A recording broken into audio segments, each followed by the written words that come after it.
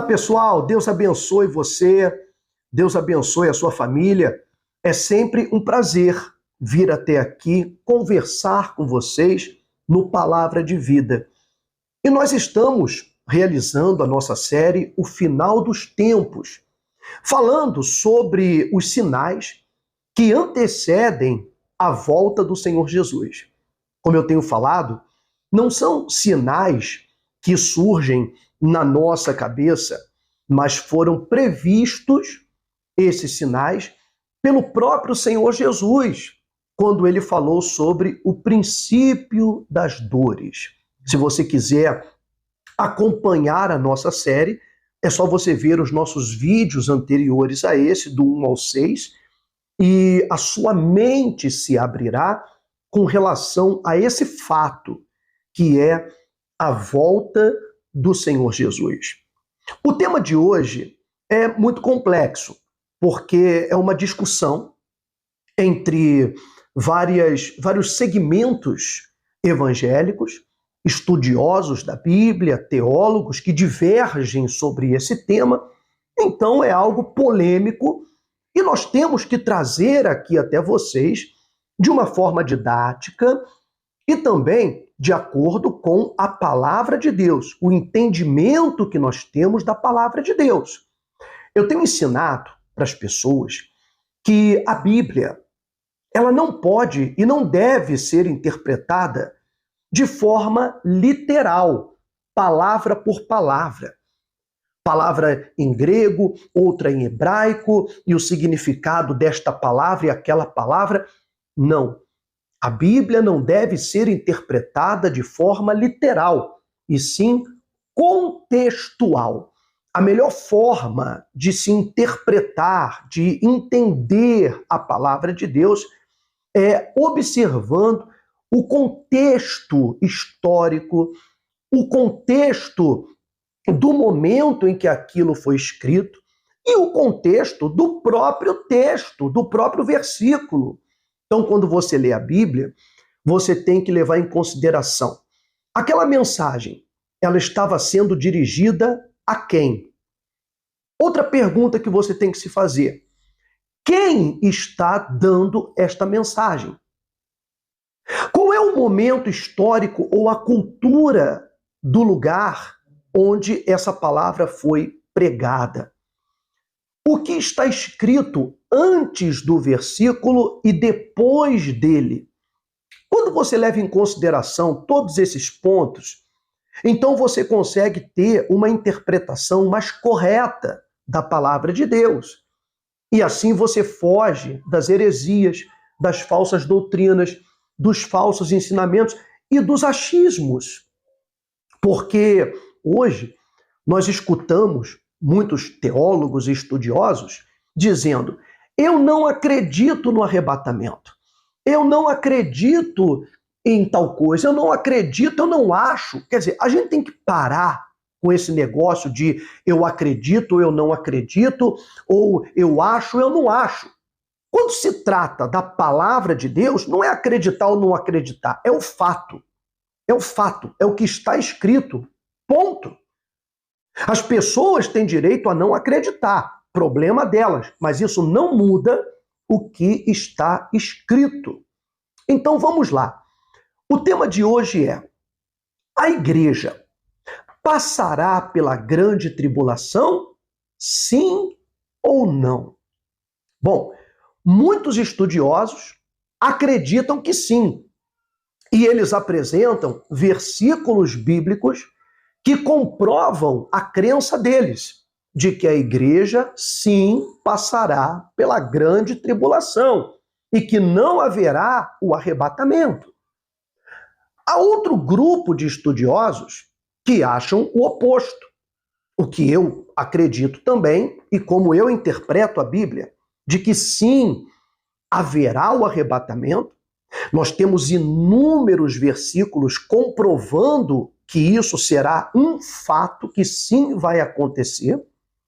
E também que uma parcela da igreja não passará pela grande tribulação. Então, a resposta que eu te dou a uma pergunta tão complexa e tão polêmica A igreja passará pela grande tribulação? Sim ou não? A resposta que eu te dou é sim e não.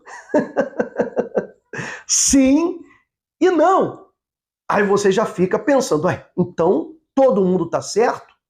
Mas quando todo mundo está certo, todo mundo também está errado. Então vamos lá. Por que eu digo para você sim ou não? Eu vou te dar uma base, tá? Que está em Mateus capítulo 25. Eu aconselho que você pesquise, que você leia também. Quando fala sobre a parábola das 10 virgens, Senhor Jesus, ele contou uma parábola para falar sobre como é o reino de Deus, como que acontece a salvação no reino de Deus. Então ele começa assim, os primeiros 2 versículos. Então, o reino dos céus será semelhante a 10 virgens. Vamos parar por aqui. 10 virgens. Bom, a palavra virgem se refere àquela mulher que ainda não teve nenhum tipo de relação íntima com um homem. Então, ela é uma mulher virgem. Bom, essa virgindade, no sentido espiritual, simboliza a igreja. A pessoa, depois que ela se converte e se volta totalmente para Jesus e passa a fazer parte da igreja do Senhor, ela já não se envolve fisicamente, nem emocionalmente, nem na sua mente, no seu pensamento, no seu psicológico com o mundo. Ela nem sequer flerta com o mundo e não permite que os costumes do mundo a penetrem. Que os costumes do mundo entrem no seu convívio, que se misturem com seus costumes. Então, a virgindade espiritual é essa, é a incontaminação. Então, a verdadeira igreja de Jesus é aquela que não se contamina com o mundo, com os costumes do mundo, com os pensamentos do mundo. O número 10, que representa o número do completo. Então, quando diz 10 virgens, ele se refere ao 100% da igreja que está sobre a terra. O 100%, o total das igrejas que estão sobre a terra. Então ele fala que o reino dos céus é semelhante a 10 virgens, que, tomando as suas lâmpadas, saíram ao encontro do esposo. Elas tomaram a lâmpada, o esposo representa o Senhor Jesus. Então a igreja, ela está caminhando rumo ao encontro, às bodas do Cordeiro, o encontro com Jesus, a salvação. Mas aqui diz que as 10 levaram suas lâmpadas. Então aqui sugere um tempo de escuridão, um tempo de trevas, em que era necessário que elas levassem uma lâmpada. Bom, o que representa essa lâmpada? Se você pesquisar no Salmo 119, versículo 105, está escrito: lâmpada é aos meus pés a tua palavra e luz para os meus caminhos. Então, eu afirmo que essas 10 virgens representam 100% da igreja, porque todas elas tinham a lâmpada. E o fundamento da igreja de Jesus é a Bíblia, é a palavra de Deus. Lâmpada aos meus pés, luz aos meus caminhos é a tua palavra. Então, todas elas, essas igrejas, né, essas 10 virgens, elas tinham como fundamento de fé a palavra de Deus, o conhecimento da palavra de Deus. Mas aí ele diz, 5 delas, a metade.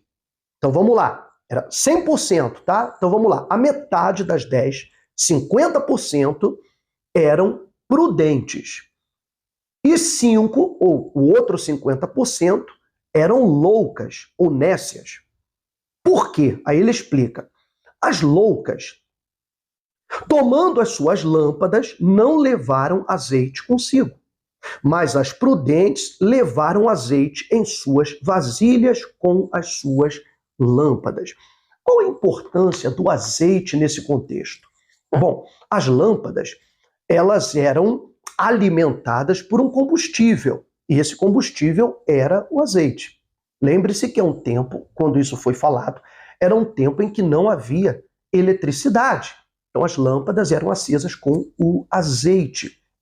Se a lâmpada, ela simboliza o conhecimento da palavra de Deus, então o que é o azeite? O azeite é o combustível que mantém a lâmpada acesa. Ou seja, vai além do conhecimento. O azeite, que simboliza, é o símbolo do Espírito de Deus, a inteligência, a sabedoria de Deus, o conhecimento de Deus, a direção de Deus, é o Espírito Santo, representado pelo azeite, que é o que mantém a lâmpada acesa.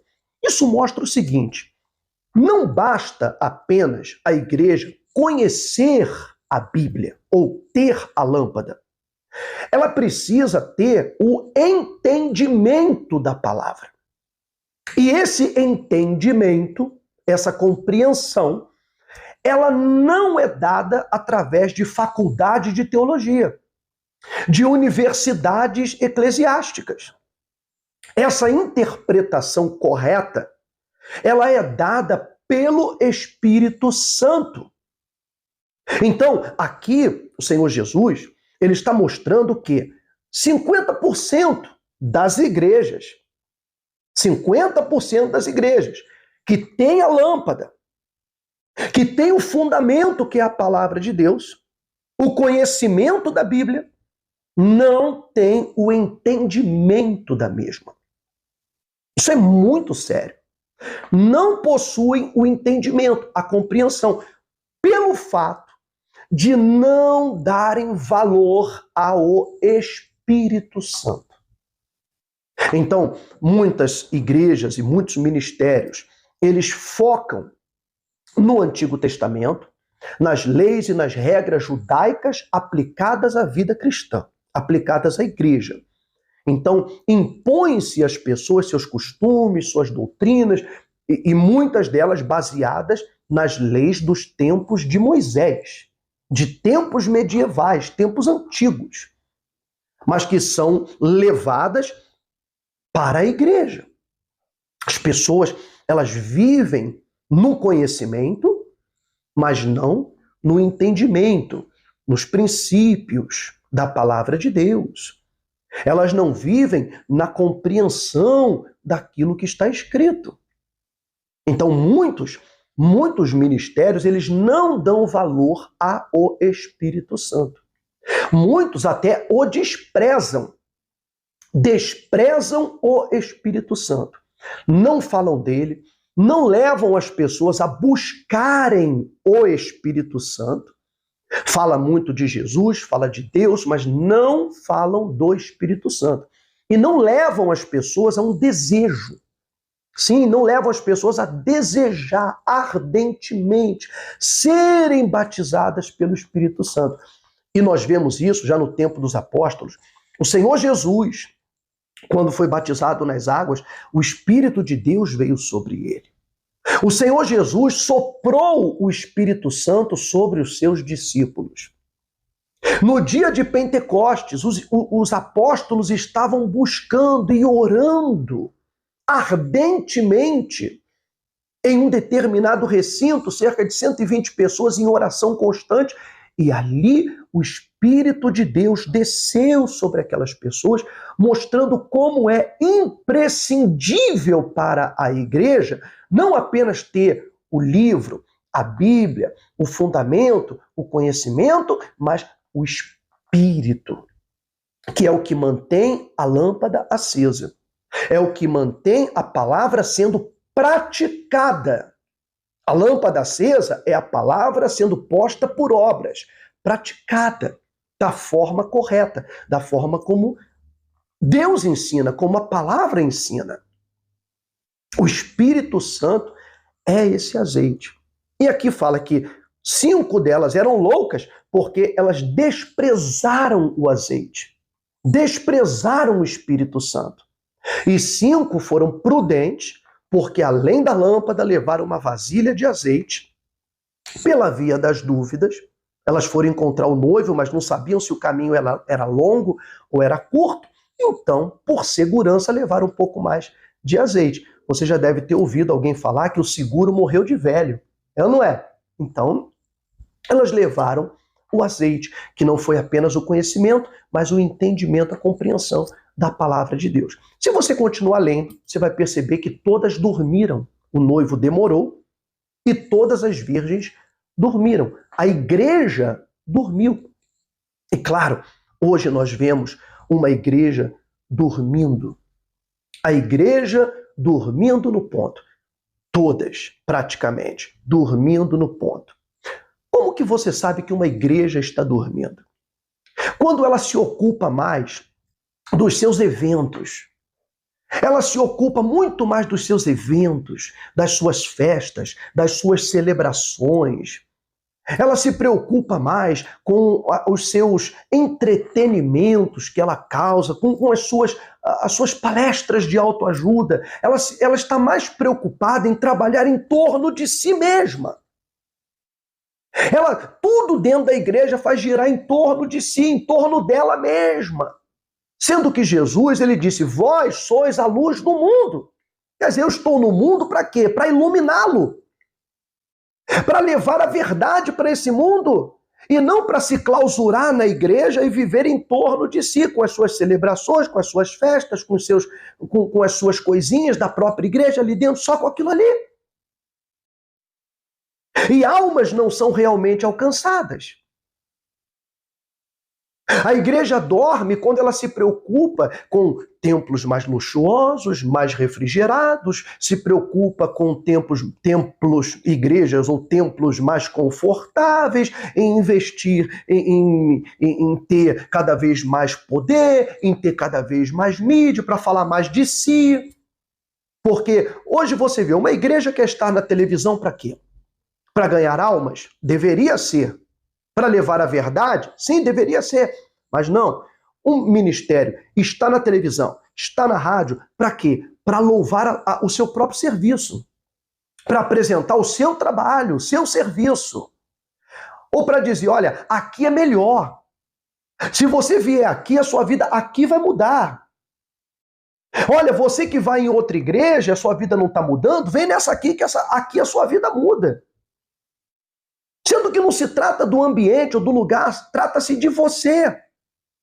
Se você está numa igreja e a sua vida não está mudando, é porque ali não estão dando para você as ferramentas para você mudar. Então, eu vejo hoje, como as virgens dormiram no que tardou o noivo, que a igreja, no geral, está dormindo. Está dormindo. No entanto, a própria parábola diz, à meia-noite, ouviu-se um grito. Eis o noivo! Esse grito, eis o noivo, é o momento do arrebatamento. Então todas acordaram e pegaram as lâmpadas. As prudentes que tinham azeite reserva, elas pegaram esse azeite e alimentaram a sua lâmpada para continuar acesa. E as outras, aquelas que não levaram o azeite reserva, que tinham o conhecimento da palavra, mas não tinham a interpretação correta, é aquelas pessoas que falam, eu acho, mas eu não acredito assim, mas eu acredito assado. Quer dizer, não tem o azeite, então vive de achismo, de acredito ou não acredito, e não olha para os fatos. Então, esses 50% da igreja, o Senhor Jesus diz, as que tinham azeite entraram pela porta e a porta se fechou. E as outras 5 que foram buscar o azeite, quando elas voltaram, agora que elas já tinham entendimento, já tinham a compreensão, elas retornaram e encontraram a porta fechada. E bateram, Senhor, deixa-nos entrar. Ele disse, eu não conheço vocês. Vigiai, porque vocês não sabem nem o dia e nem a hora que o Filho do Homem vai voltar. Leia a parábola inteira para você ter essa compreensão, esse entendimento. Então ali, por que eu falei, eu dei a resposta, a igreja passará pela grande tribulação? Sim ou não? A resposta é sim e não. Por quê? Aqui nós temos um 100% dividido em 2 parcelas de 50%. 5 loucas, 5 prudentes. As prudentes, elas já tinham o entendimento, elas não ficavam com aquela, eu acho, eu acredito. Não, ela é um fato. Então, ainda que elas tenham dormido, junto com as outras, no momento que ouviu-se o grito, elas já se prepararam, porque elas já sabiam o que ia acontecer. E as outras que viveram de achismo, eu acho, eu acredito, ficaram de fora. Então, sim, uma boa parcela da igreja passará pela grande tribulação. Eu posso me arriscar a dizer 50% baseado nessa parábola, né, das 5 e 5? Pode ser, mas eu digo para você, uma boa parcela da igreja, pastores, bispos, apóstolos, entre aspas, né, passarão pela grande tribulação, os 7 anos de terror que esse mundo vai enfrentar nas mãos do anticristo. E a outra parcela será arrebatada, sim, antes do acontecimento final, antes do juízo final. Serão arrebatados, sim. Então, o que você tem que fazer? Você precisa valorizar a sua vida espiritual. Não viva apegado a líderes religiosos. Não defenda líderes e ministérios como o torcedor do Flamengo, do São Paulo, do Palmeiras, do Corinthians defendem o seu time. Aqui nós não estamos falando de times. Nós não estamos falando de facções, de partidarismos, nós estamos falando da igreja do Senhor Jesus. Então, a partir do momento em que a pessoa ela defende um líder religioso, ela defende um ministério, ela já está vivendo num partidarismo, numa facção, numa seita. Então, olhe para Jesus. Você frequenta uma igreja, veja se ela valoriza o Espírito Santo, a busca do Espírito Santo, e não se engane. O Espírito Santo não se manifesta através de gritos, ele não se manifesta através de rodopios, de sapateado, de cair no chão, de desorganização, de línguas embrulhadas, línguas enroladas. O Espírito Santo ele não se manifesta no meio dessa bagunça, dessa gritaria. O Espírito Santo ele vem sobre o seu espírito, a sua mente, trazendo o entendimento, a prudência, a compreensão correta da palavra de Deus, a interpretação perfeita. Por isso que Jesus falou que Deus escolheu os simples.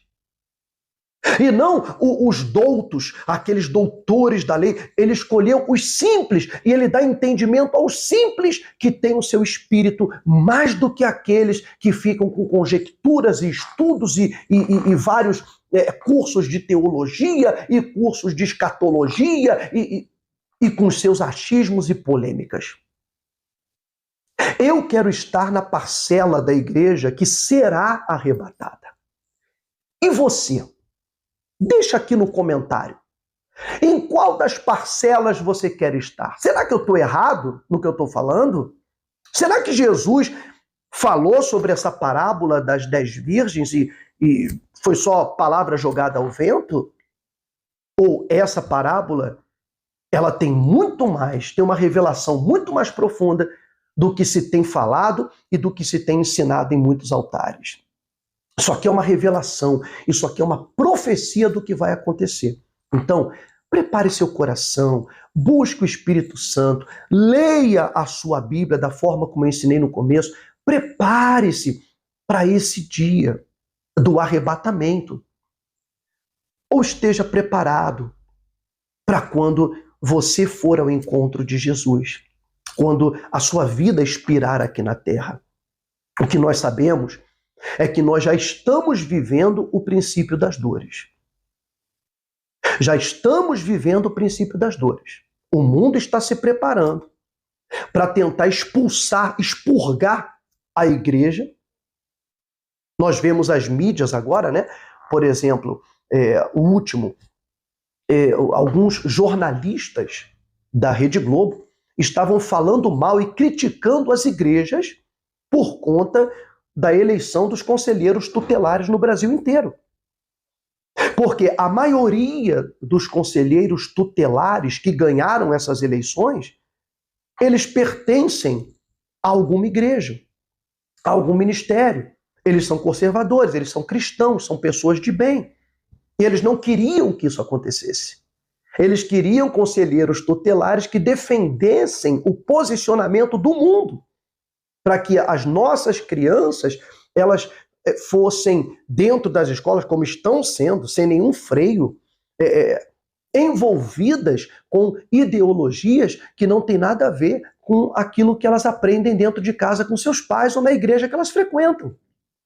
Então, graças a Deus, nós tivemos essa eleição de conselheiros tutelares e a maioria dos eleitos são cristãos, são conservadores, são pessoas de bem, são pessoas que defendem os bons costumes, os valores, os bons valores que foram eleitas. E os repórteres, eles estavam falando sobre o evangelho do ódio, que se deve discutir claramente a atuação das igrejas nessas coisas. Quer dizer, eles querem discutir para proibir as igrejas de aconselharem as pessoas para protegerem seus filhos.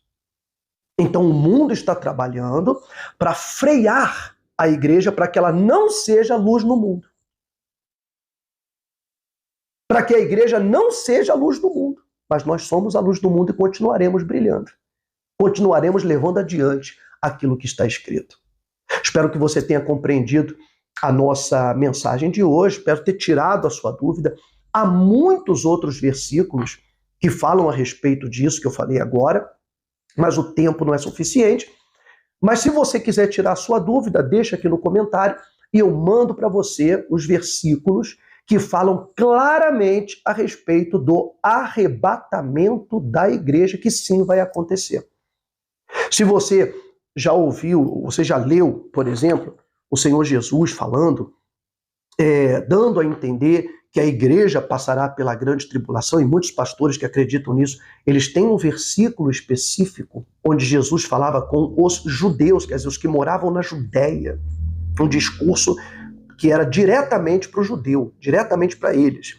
E muitos estudiosos acreditam que ele falou para a igreja quando não falou. Então, se você tiver dúvidas, deixa aqui no comentário a sua dúvida. Para mim será um prazer respondê-lo, enviar os versículos para que você faça a sua pesquisa. Aqui na descrição do vídeo tem o nosso contato de WhatsApp, do nosso grupo de orações e milagres, também do nosso site, onde você pode acessar, conversar com a gente, entrar em contato com o nosso atendimento, pedir orações se você precisa. Nós estaremos aqui para ajudá-lo. Vamos fazer uma oração antes de terminar? Feche os seus olhos, concentre a sua fé. Nosso Deus e nosso Pai. Senhor, em nome de Jesus, nós invocamos o seu nome nesse momento. O nosso propósito aqui, através desses vídeos, é abrir o entendimento. Enquanto muitos se preocupam em criar polêmicas, celeumas, usando a tua palavra para ter engajamento na internet, a nossa preocupação aqui é trazer com clareza o que a tua palavra realmente está dizendo, o que ela de fato está mostrando, sem nenhum tipo de discussão. E aqui, meu Pai, nós não trazemos o que nós achamos ou acreditamos, nós trazemos os fatos, a tua palavra como ela é. Eu peço que o teu Espírito vá ao encontro de cada pessoa que ouviu essas palavras e que ora comigo. Que todos sejam tocados, renovados, fortalecidos. Dá para eles não apenas o conhecimento, mas o entendimento da tua palavra. Ajuda-os, meu Pai, a encontrarem o Senhor. Em nome de Jesus. Amém. E graças a Deus. Gente, estamos terminando por aqui. Quero deixar um forte abraço, um beijo no coração de todos. Se você quiser se tornar um anjo patrocinador do nosso trabalho, do nosso ministério, e nos ajudar a levar essa palavra cada vez mais longe, então não esqueça, antes de ir embora, deixa o seu like, inscreva-se no canal, além de deixar o seu comentário, e se você quiser colaborar mais ainda, tornando-se um anjo patrocinador, eu estou deixando aqui, olha, a chave Pix, a agência e a conta do Banco Bradesco, onde você pode fazer a sua oferta, seu donativo, a sua colaboração. Você que já conhece o nosso trabalho, o nosso ministério, que de alguma forma já foi beneficiado pelas nossas orações, abençoado por elas, colabore, ajude, para que nós possamos investir cada vez mais na pregação do Evangelho e alcançar cada vez mais pessoas com a verdade. Que Deus abençoe a todos. Fiquem com Deus. Fiquem na fé.